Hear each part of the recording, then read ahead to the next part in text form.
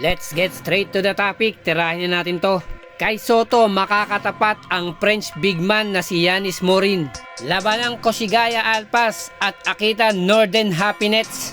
Kung stat lang ang pag-uusapan, hindi naman nagkakalayo ang mga numero at figures ng dalawang big man na ito. Makakasalpukan ni Kay Soto ang may galawang ala Kevin Durant na si Yanis Morin, na isa pong veterano laban sa bagitong Kay Soto.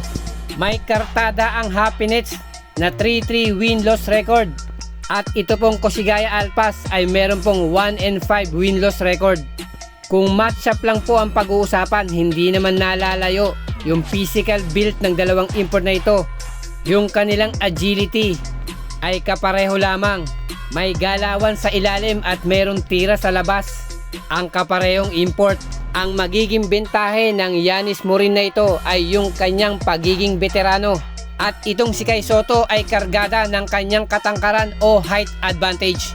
At mukhang mas malakas itong Kay Soto kung physical strength ang pag-uusapan. Dahil nga mas bata ito, mataas at malaki ang pangangatawan ni Kay Soto.